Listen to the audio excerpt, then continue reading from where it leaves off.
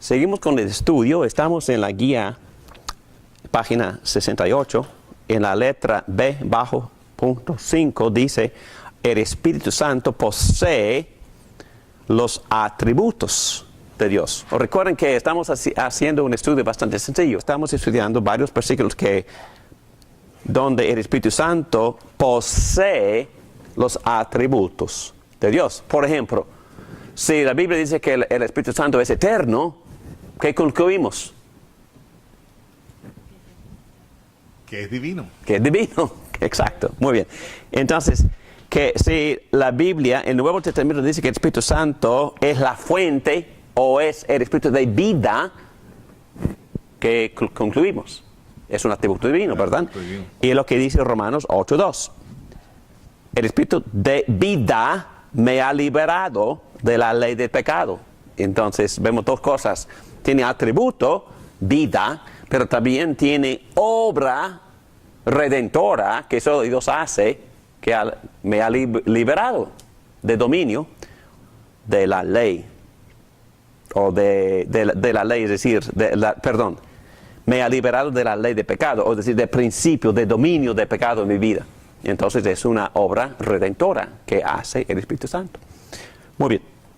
Y Juan 16:13 dice, pero cuando venga el Espíritu de verdad, Él los guiará a toda verdad, porque no hablará por su propia cuenta, sino que dirá solo lo que oiga y les anunciará las cosas por venir. Entonces, ¿qué atributo se ve? ¿Qué atributo específico del Espíritu Santo? Nos guiará, dice, No, que es el Espíritu de verdad y nos guiará. A toda verdad. Entonces, Él es Espíritu de la verdad. Entonces, y nos guiará a toda la verdad. Entonces, este atributo verdad es atributo de Dios. Efesios 4:30 dice, no agravien al Espíritu Santo de Dios. Entonces, este mismo Espíritu Santo tiene la misma actitud, la misma disposición contra nuestro pecado, bueno, ira, enojo, pero en este versículo, emoción, dice, no agravien el Espíritu Santo de Dios. Y también Hebreos 9:8, con esto el Espíritu Santo, santidad, da a entender, revela, que mientras siga en pie el primer tabernáculo, aún no se habrá revelado el camino que conduce al lugar santísimo. Está revelando. Está revelando. Y en Salmo 139, versículo 7, David dice, ¿qué dice? ¿A dónde me podré esconder de tu espíritu? ¿A dónde podré huir? Entonces, ¿cuál es el atributo que se le da al Espíritu? Omnipresente. Omnipresente. Entonces, que concluimos que, si este Espíritu es omnipresente, tiene que ser el Espíritu de Dios mismo. Entonces, estamos viendo evidencias acerca de la divinidad del Espíritu. ¿Ok? ¿Ves el argumento tan sencillo? Entonces, también el Espíritu Santo hace las obras que solo Dios hace. ¿Cuál es una obra que solo Dios puede hacer? Creación, crear el mundo, ¿verdad? ¿Qué más? Son dos, principalmente dos. Salvar. la obra redentora, resucitar. Exactamente. Cualquier obra redentora. Y aquí vemos mucha evidencia de que el Espíritu Santo hace obra de creación y obra redentora. En Génesis 1:2, la tierra era un caos total, las tinieblas cubrían el abismo y el Espíritu de Dios iba y venía sobre la superficie de las aguas. Entonces, ¿qué obra redentora en la cual está participando el Espíritu Santo? Creación. La creación. Muy bien. Y tenemos Mateo 12. ¿Qué dice Mateo 12:18? este es mi siervo, a quien he escogido, mi amado, en quien estoy muy complacido. Sobre él pondré mi espíritu y proclamará justicia a las naciones. Entonces, ¿cuál es la obra redentora que hace aquí el Espíritu Santo? Obra de justicia. Exactamente. En su nombre pondrán las naciones su esperanza y también haga triunfar la justicia. Perfecto. Ok. Aquí tenemos en Juan 16:8. Dice, y cuando venga, convencerá al mundo de su error en cuanto al pecado, a la justicia y el juicio. Okay. Obviamente, Cristo en esta sección está hablando de la venida. Del Consolador. ¿Y quién es? El Espíritu Santo. ¿Y qué hará? Convencerá al mundo de pecado. De pecado. Obra redentora del Espíritu Santo. Muy bien. Y más claro, en 1 Pedro 1:2, según la previsión de Dios el Padre, mediante la obra santificadora del Espíritu. ¿Qué obra redentora? ¿Cuál es la obra? Santificadora, santificación, para obedecer a Jesucristo y ser redimidos por su sangre. Lo mismo en Tito 3:5. Él nos salvó no por nuestras propias obras de justicia, sino por su misericordia. Nos salvó mediante el lavamiento de la regeneración y de la renovación por el Espíritu Santo. ¿Cuál es la obra redentora del Espíritu Santo? Renovación, salvación. Y regeneración, el nuevo nacimiento. Excelente. Brincamos sobre Juan 3:8 que dice que el Espíritu Santo es el que nos hace nacer de arriba o de nuevo, ¿verdad? Entonces, Él nos da nueva vida. El Espíritu Santo, obra redentora que Dios hace, aquí el Espíritu Santo la hace. Y también estos textos y muchos más enseñan, letra D, que el Espíritu Santo también recibe honores merecidos solamente por Dios. Es decir, se reconoce por Dios y es adorado como Dios. En algún momento se preguntaron los teólogos que es un solo Dios con 3 diferentes nombres. Sí, es que lo que estamos haciendo primero, estamos tratando de poner mucho contenido bíblico para que tengamos este contenido por lo menos aquí atrás en la mente, porque en la siguiente hora vamos a meternos profundamente en cómo la iglesia empezó a pensar en ese concepto, a desarrollar ese concepto, y porque en verdad fue un caos, es que fuimos a diferentes direcciones tratando de entender este concepto. Pero ¿me permites esperar como 30 minutos para llegar a ese punto? Porque yo creo que van a ser muchas preguntas más, porque nosotros, lo bello de todo esto es que las preguntas no han cambiado. Entonces, las teorías que se han presentado para resolver esta confusión, esas teorías tampoco no han cambiado. Y lo que vemos es que las mismas preguntas existen en el siglo XXI de las que existían en el siglo I. Y también los mismos errores que cometían en aquel entonces son los que muchas iglesias están cometiendo hoy en día. Entonces las mismas herejías existen, las mismas preguntas existen, pero también, gracias a Dios, la gran mayoría de las iglesias, mundialmente hablando, han llegado a la misma conclusión acerca de quién es Dios, hablando de la Trinidad. Y otra vez, que han concluido que Dios es uno, que Dios es plural, que el Espíritu es Dios, que el Hijo es Dios, que también el Padre es Dios. Y son 3 en 1, comparten la misma esencia, comparten la misma sustancia, pero son 3 personas en un Dios. Entonces, si tratamos de pensar mucho de esto, recibiremos un gran dolor de cabeza.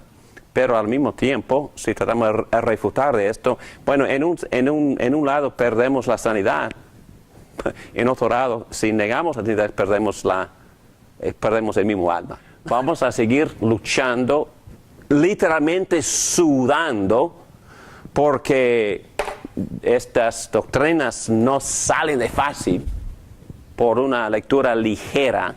No, hay que profundizarse, hay que examinar un texto con el otro, hay que estudiar lo que Dios está revelando progresivamente en el Antiguo Testamento, y vamos a seguir estudiando lo que los apóstoles concluyeron acerca de la identidad de Jesucristo como divino, como eterno, como Dios mismo. Y entonces los teólogos, empezando al final del primer siglo, empezaron a tratar de poner en ciertos formularios toda esta información bíblica. Y nosotros somos los que hemos beneficiado muchísimo de este tipo de estudio, especialmente en los primeros 4 siglos. Ellos llegaron a muy buenas conclusiones, correctas y bíblicas, y escribieron muy buenas confesiones, tal como Nicea, tal como Calcedón, y entonces estas confesiones son las que usamos hasta hoy. No es decir que sean inspiradas, pero que compilan y expresan muchas profundidades bíblicas de forma precisa y que nos ayudan mucho. Muy bien. Y el último punto que hacemos acerca de esta introducción, donde solo presentamos la información bíblica, punto 6, ¿recuerdan los primeros 5 puntos? Dios es uno, Dios es plural. El Padre es Dios, el Hijo es Dios, Espíritu Santo es Dios. Y ahora, el Padre, el Hijo, el Espíritu Santo, aunque uno en esencia, se relacionan entre sí como 3 personas distintas. ¿Dónde? ¿Alguien me da un pasaje? Mateo. Okay. Sí, en bautizo. Debemos de leer eso. Y Mateo, capítulo 3, versículo 13. Yo lo leo. Un día Jesús fue de Galilea al Jordán para que Juan lo bautizara. Pero Juan trató de disuadirlo. Yo soy el que necesita ser bautizado por ti, y tú vienes a mí, objetó. Dejémoslo así por ahora, pues nos conviene cumplir lo que es justo, le contestó Jesús. Entonces Juan consintió. Tan pronto como Jesús fue bautizado, subió del agua. En ese momento se abrió el cielo y él vio al Espíritu de Dios bajar como una paloma y posarse sobre él. Y una voz del cielo decía: este es mi Hijo amado, estoy muy complacido con él. ¿Qué es lo que vemos aquí en este pasaje? Muy convincente. Vemos los 3. Vemos los 3, las 3 personas. Las 3 personas. ¿Y qué están haciendo las 3? Conversando. Están conversando. El Padre está hablando. ¿Y qué hace el Espíritu? Baja a ungir a Jesús. ¿Baja de dónde? Del cielo.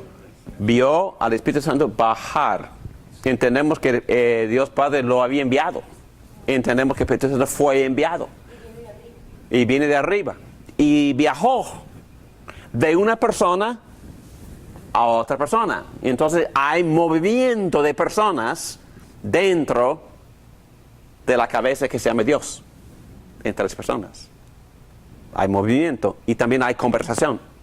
Porque, ¿qué dijo el Padre? Este es, él hablando del Hijo, este es mi amado, mi Hijo amado. Estoy muy complacido con él.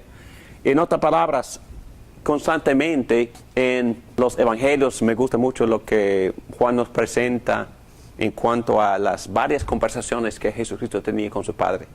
Jesús siempre decía: las palabras que yo hablo son las palabras del Padre. Yo digo solo lo que escucho. Entonces, 2 personas distintas. El Hijo siempre está diciendo lo que el Padre le está diciendo a él. Y por supuesto sabemos que cuando el Espíritu Santo viene, tampoco tiene problema para sí mismo. Él está aquí para reemplazar el otro Paracleto, el otro Consolador, que fue Jesucristo. Y ahora está aquí el Espíritu Santo para llevar a cabo el programa de Dios y la obra redentora, aplicárnosla a nosotros mismos, darnos a Cristo mismo. Entonces tenemos tres personas que hablan entre sí, personas entre las cuales hay movimiento y también uno habla del otro. Entonces, estudiando no me gusta decir herejías, pero estudiando los primeros intentos para llegar a un formulario de quién es Dios viendo estas tres personas. Los que no quisieron aceptar la idea de la Trinidad tenían muchísima dificultad con este pasaje. No pudieron explicar este pasaje. Al ratito vamos a estudiar los modalistas. Los modalistas no pueden explicar este pasaje. Bueno, cuento esto. Es que hay un grupo de modalistas que siempre he mencionado, ese grupo, pero están muy fervientes para evangelizar. No solo evangelizar acerca de Cristo, evangelizar acerca de su modalismo. Y estaban en la casa de la esposa de un anciano gobernante, enfrente de mi casa. Y me llamaron a ir allá para hablar con ellos. En verdad no me necesitaban porque estaban bien preparados para hablar de esas cosas. Y yo les enseñé este texto. Y que no tiene respuesta en mi punto a este texto. Porque en este texto ven tres personas hablando entre sí y hay movimiento entre estas tres personas. Pregunta, comentario. En ese momento, Jesús, cuando estaba bautizándose, él estaba como hombre. Era Dios, tenía la naturaleza de Dios, pero en ese momento él era hombre. Estaba en la tierra. Okay. ¿Y por qué fue necesario que Por eso el Espíritu Santo bajó, el Padre lo reconoció como su Hijo, el Espíritu Santo bajó como Dios también, en unidad, ¿no? O sea... Ok, pero cuidado en la manera en que expresas esto. ¿No era divino antes? Sí era. Era, ok, muy bien. Entonces, la razón por la cual él recibía, yo diría, una medida sin límite, que Juan dice en otro evangelio, porque fue necesario que Jesús recibiera al Espíritu sin medida. El mismo texto que sigue lo explica, ¿verdad? Él dependía totalmente del Espíritu Santo. Siendo Dios y hombre en la misma persona, él dependía del Espíritu Santo para poder predicar, hacer milagros y llevar a cabo todo su ministerio. Por el control, por el poder, por el bautismo, en este caso, por la llenura, porque él recibió sin medida al Espíritu Santo. Se pudiera decir que pura obediencia, 100% obediencia, porque Jesucristo, si hubiera querido, hubiera podido utilizar su divinidad, pero él no vino para eso. Él vino como hombre a cumplir una misión, a hacer todo lo que su padre le dijo que hiciera, o sea, a ser obediente.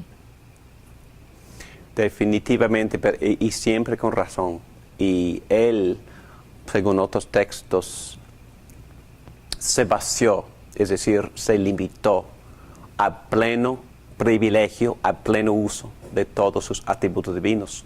Quizás fue otro motivo por el cual dependía del Espíritu Santo. Pero demostró su poder cuando hizo milagros, o sea... Definitivamente, pero empezó a hacer milagros después de este encuentro con el Espíritu Santo. Oh, sí, sí. Y lo interesante es que de inmediato, ¿qué hizo el Espíritu Santo con Jesucristo? De inmediato, y lo llevó ¿a dónde? Al desierto para ser tentado por Satanás. Entonces, sí, con micrófono. Nunca dejó de ser Dios, siempre fue Dios. No, siempre. 100% Dios, y 100% hombre. Exacto, y vamos a examinar herejías que trataron de decir en el segundo siglo que él nació natural, hombre natural, y recibió divinidad después, aquí, en el bautizo, pero no, fue un error, una herejía. Después del nacimiento, en esos 33 años, hasta su crucifixión, o hasta antes de recibir el Espíritu Santo, ¿no tenía el Espíritu Santo? Ok, es incorrecto decir que no tenía el Espíritu Santo. Es no decir que recibió, o no lo recibió. no, si yo entiendo el lenguaje que usan los apóstoles, no había tenido antes al Espíritu Santo sin medida. Es decir, hablando en términos sin medida, hablando en términos de ser humano, aun con nosotros, la Biblia habla de dos cosas. Habla de bautismo, es decir, habla de la unificación que hace el Espíritu Santo con una persona al creer, lo bautiza, lo incorpora en unidad con Jesucristo, pero también subsecuentemente a su salvación, a su conversión, también él puede seguir recibiendo llenuras del Espíritu Santo. Y hasta que la Biblia misma nos instruye, sean llenos del Espíritu Santo. ¿Dónde? Efesios capítulo 5, versículo 18. Eso implica que uno puede andar sin ser lleno. Pero Jesucristo dependía desde este momento para poder hacer sus milagros, para poder levantar a los muertos, para poder predicar con eficacia, también después para experimentar la resurrección. Y él hacía todo eso dependiendo del Espíritu Santo que él había recibido sin medida en esa ocasión de su bautizo. Creo que yo siempre me tengo que repetir para no olvidarme que estamos hablando de su parte humana, porque divino. No, es que en su parte humana es que él, como nosotros, recibe el Espíritu Santo, ¿verdad? Ok. Estamos hablando de dos cosas distintas. Jesús siempre, eternamente, ha sido Dios. Pero también no cometemos el error de olvidarnos de que son tres personas distintas. Jesucristo puede ser divino y humano, dos naturalezas en una sola persona, y al mismo tiempo recibir la tercera persona de la Trinidad. Entonces no es cuestión de era divino o no. Es cuestión de que era acompañado en toda la llenura, toda la presencia poderosa de la tercera persona de la Trinidad. Eso es lo que pasó en su bautismo. Él recibió al Espíritu Santo. Era divino, 100% divino. Pero eso también es una gran confusión también en mi mente. Pero también no se nos olvide a recordar que hay tres personas. Y él recibió la tercera en esta ocasión. Él recibió la tercera en esta ocasión. Siendo divino y humano en la misma persona, recibió a la tercera persona de la Trinidad. Eso me parece a mí que eso es una prueba de que Jesús tenía dos naturalezas. En su naturaleza humana también estaba, ¿no? Era divino, pero también tenía naturaleza humana porque nació de una mujer. Correcto. No, es el gran misterio. Correcto. De la encarnación. Porque él mismo él se concibió, sí, él se concibió una sola persona con dos naturalezas. Exacto. Por la sombra y poder del Espíritu Santo. Sí, correcto. Pero después recibió la tercera persona. Ok. Estoy tratando nada más de ser fiel a lo que dice el texto. Cristo siempre era divino. Él adquirió naturaleza humana en su concepción. en su bautismo recibió a la tercera persona. Pero él también era en su segunda persona de la Trinidad, era divino. Y nada más recibió la obra, la influencia, el poder, la compañía de la tercera persona para poder llevar a cabo su ministerio. Y en Lucas prácticamente es lo que lo dice. Vamos a ir a Lucas. Lucas 4. Es que en la doctrina es necesario que nosotros reconozcamos a Jesucristo también como humano. Definitivamente. Hay muchas iglesias que no, dicen que no fue No, humano. definitivamente. Es cierto que fue humano. Y bueno, por eso pasamos casi 16 semanas estudiando Cristología, porque es sumamente esencial. Sin Cristo no es humano, no hay redención, porque no hay identidad con el ser humano. Es que tuvo que conectar la naturaleza divina con la humana para poder representar la humanidad en todo lo que Él hizo para salvarnos. Pero al mismo tiempo, si no fuera Dios, no tuviera poder para salvarnos. Y menos no pudiera aguantar lo que Él sufrió en la cruz, propiciando la justicia, absorbiendo la ira, desviando la ira de nosotros. Y yo sé que he repetido eso varias veces, pero cualquier secta falsa que no tiene a un Salvador divino, no tiene a ningún Salvador. Porque Salvador humano no puede. Pero al mismo tiempo tiene que ser humano, como usted dice, para poder representarnos, para llevarnos a la unidad con Dios.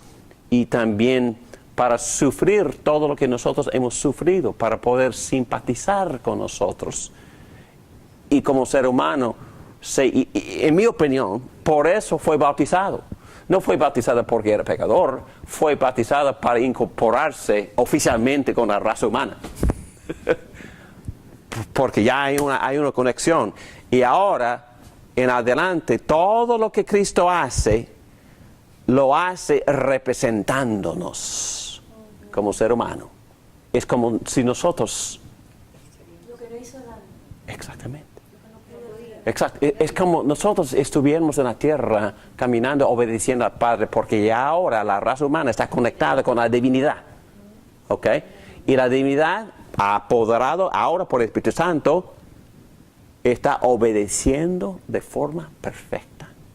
Y Dios acepta esto. Dios acepta esto. Y se nos transfiere la perfección de Jesucristo. La obediencia, dice Pablo en Romanos 5 y en 1 Corintios capítulo 15, se nos transfiere esta obediencia. Por un solo hombre entró el pecado y la muerte. Por un solo hombre entró la obediencia y la vida. Con claridad Pablo nos dice que Cristo obedeció por mí. Andaba haciendo cosas como ser humano, representándome donde Adán me falló. ¿Ok? Entonces hay que poner en contraste Adán y el segundo Adán.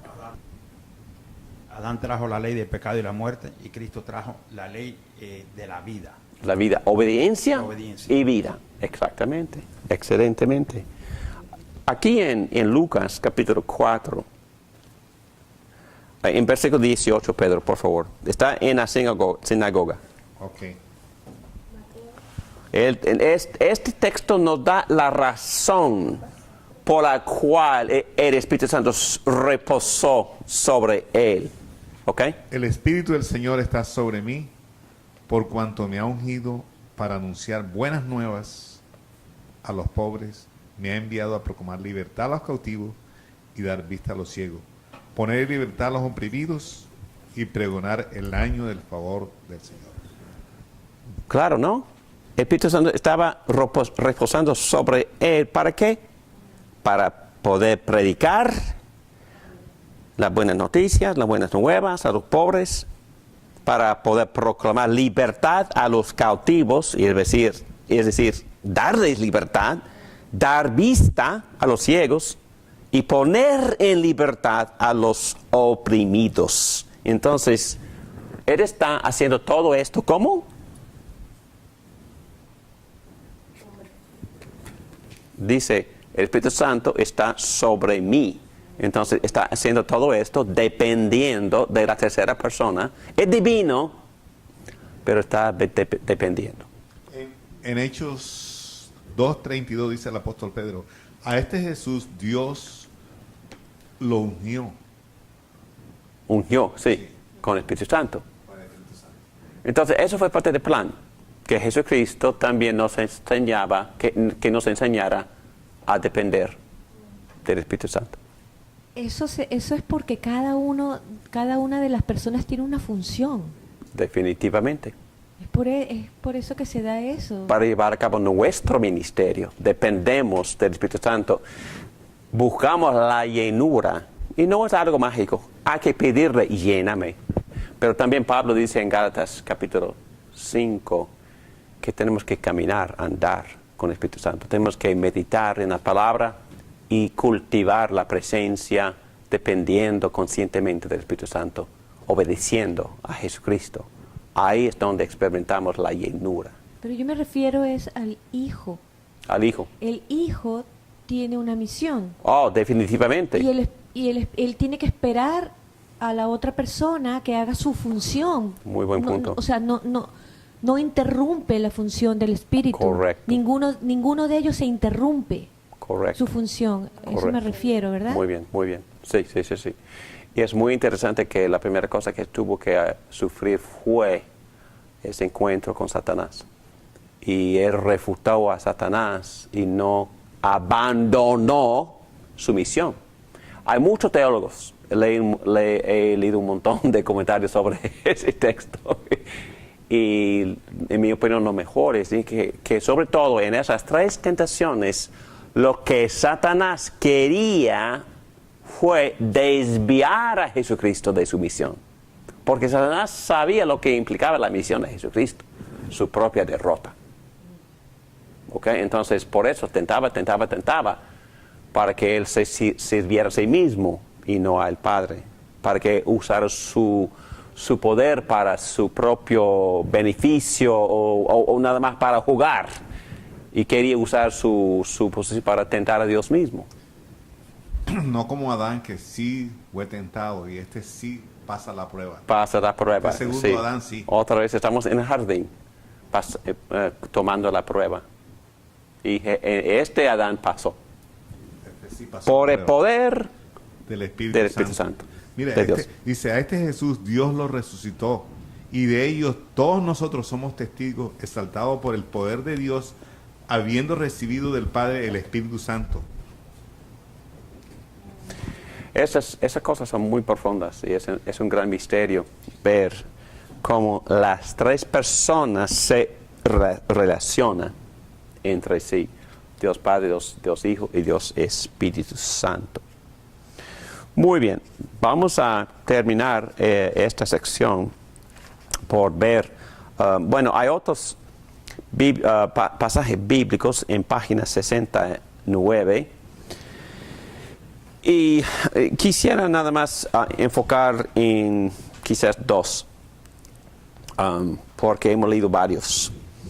En Salmo 45, versículo 6, encontramos estas palabras. Tu trono, oh Dios, permanece para siempre. El cetro de tu reino es un cetro de justicia. Tú amas justicia y odias la maldad. Por eso Dios te escogió a ti y no a tus compañeros. Tu Dios te ungió. ¿Qué? Tu Dios. ¿Ungió a quién? Al que se refiere en la primera línea. Tu trono, Dios, permanece para siempre. Entonces aquí está un Dios que tiene trono y Dios lo ungió. ¿Y dónde se encuentra este texto con dos personas? Uno uniendo al otro. Hebreos Hebreo también, pero Hebreos este es un 8, salmo del Salmo Antiguo Testamento. 110. Sí, en Hebreos dice prácticamente lo mismo. El autor cita Salmo 45, en el cual Dios unge a un rey cuyo trono durará para siempre, que en sí implica a dos personas con atributos divinos. En el libro de Hebreos, este ungido se identifica como Cristo, Dios. En Hebreos capítulo 1, versículo 8, tu trono, oh Dios. Ok, ya hemos tocado Salmo 110 y es imposible estudiar suficientemente este texto porque es el texto más frecuentemente referido en el Nuevo Testamento del Antiguo. Vamos a ir a punto 4, Proverbios 8. Me gusta muchísimo este texto, tan bello que quisiera leerlo. El Señor me dio la vida como primicia de sus obras, mucho antes de sus obras de antaño. Fui establecido desde la eternidad, desde antes que existiera el mundo. No existían las grandes mares cuando yo nací. No había entonces manantiales de abundantes aguas. Nací antes que fueran formadas las colinas, antes que se cimentaran las montañas, antes que Él creara la tierra y sus pasajes, y el polvo primordial que hizo el mundo. Cuando Dios cimentó la bóveda celeste, Él trazó el horizonte sobre las aguas. Allí estaba yo presente cuando estableció las nubes en los cielos y reforzó las fuentes del mar profundo. Bueno, cuando señaló los límites del mar para que las aguas obedecieran su mandato, cuando plantó los fundamentos de la tierra, ahí estaba yo. ¿Quién está ahí? ¿Quién? Yo. Jesucristo. Hay que entender la clase de literatura. Estamos estudiando poesía o sabiduría. Y lo interesante de este pasaje es el uso del modismo que se llama personificación. En todo el libro, me gusta mucho esto, hay dos mujeres, personas, y una persona se llama sabiduría. Y a través del libro, esta persona representa todo lo bueno, todo lo bello, todo lo elegante, es sabiduría de Dios. Pero hay otra mujer, una adúltera, y ella representa necedad, sabiduría, necedad. Y las dos mujeres están llamándoles a los Petit y Harsaleb, palabras en hebreo que se refieren a los necios, pero a los jóvenes necios. Y las dos están reclutando a los jóvenes necios. Y aquí vemos otro rol de la persona, es, modismo, personificación, pero aquí dice yo. Bueno, entonces es más claro que este pasaje está hablando literalmente de una persona que se describe como ¿qué? ¿Qué hace esta persona en este capítulo? ¿Qué hace sabiduría? ¿Qué hace? Dice que estaba presente. ¿Dónde? Y en la creación. Y como que día tras día me llenaba yo de alegría, siempre disfrutaba de estar en su presencia. ¿Presencia de quién? De Dios. De Dios. Me regocijaba en el mundo que Él creó, en el género humano me deleitaba. En otras palabras, Él participó en la creación y eso se llama sabiduría, que participó en la creación. Y también dice que esta sabiduría deleita en quiénes?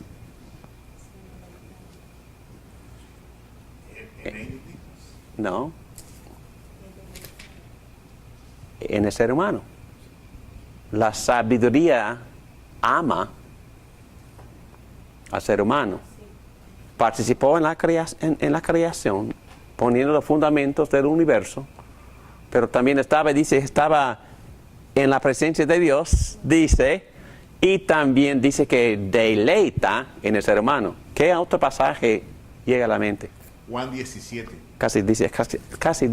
Dice, yo te he glorificado aquí en la tierra, he llevado a cabo la obra que me encomendaste. Ahora, Padre, glorifícame en tu presencia con la gloria que tuve contigo antes que el mundo existiera. Ok, entonces en ambos contextos vemos la eternidad de la sabiduría, pero también hay un apóstol que le da otro nombre prácticamente,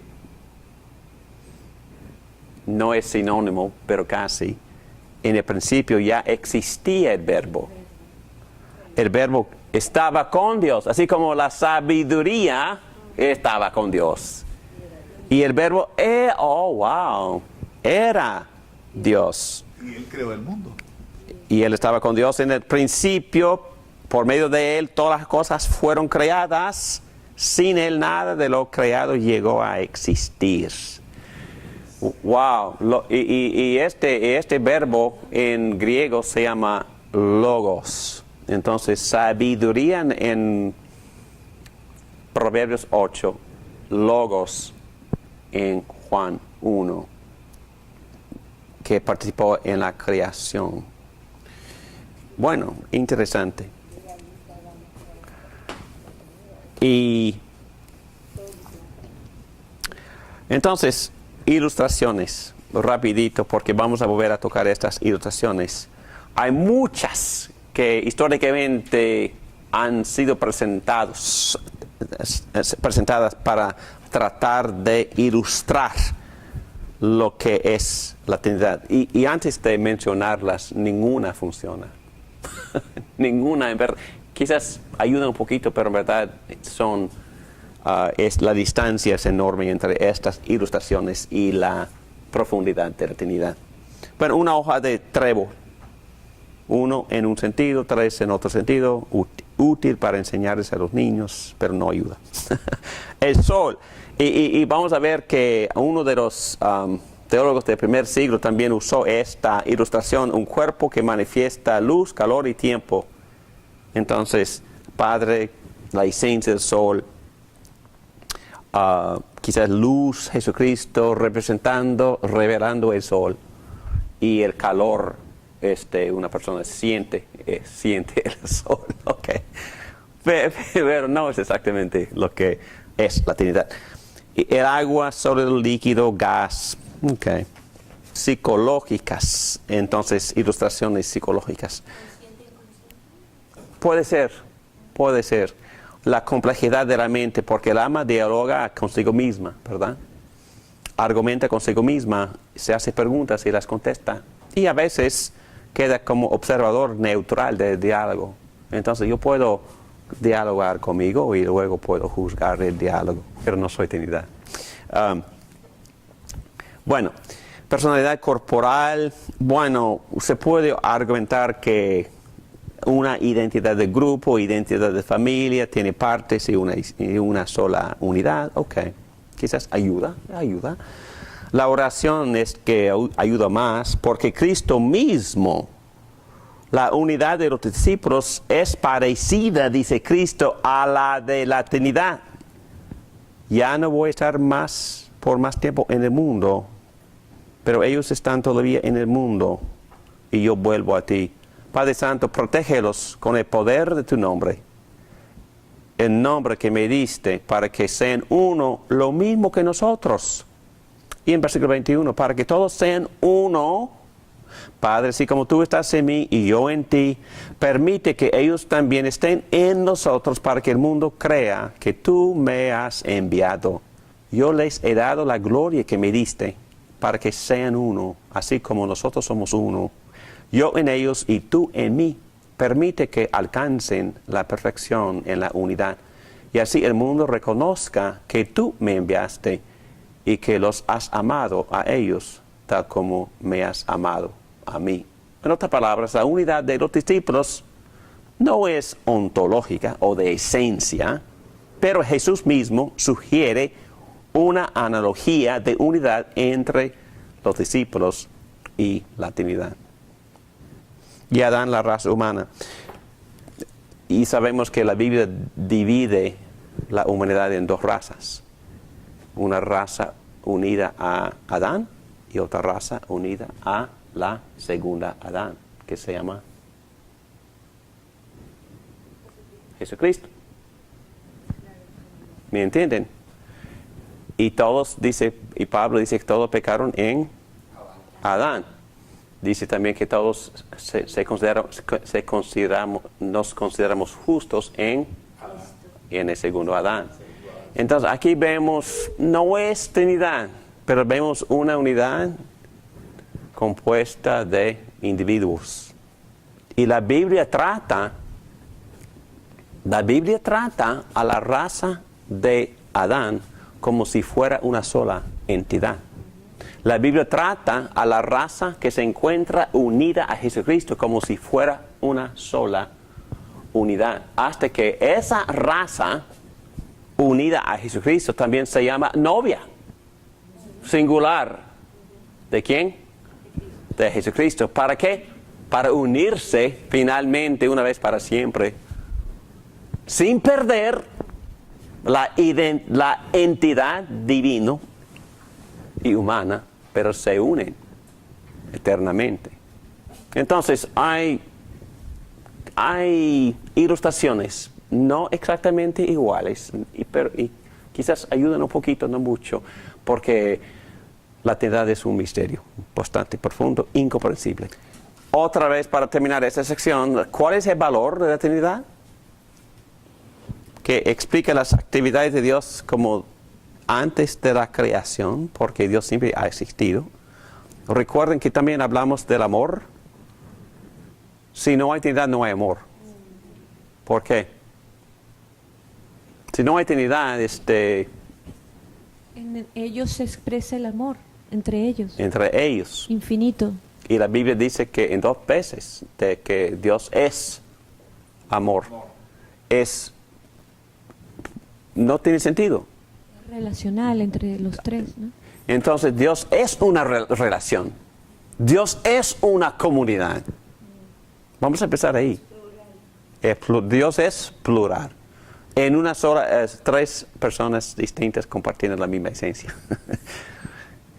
No es posible pensar en una propiciación si no se hace en términos de un Dios trino. ¿Por qué no?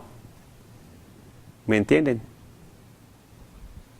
Porque era necesario que Dios se convirtiera hombre. Dios mismo preparó el sacrificio. Sí, y Dios mismo se propició a sí Dios mismo. mismo, sí. Porque solo Dios puede satisfacerse a Dios. No había otra forma. Muy bien, qué bueno.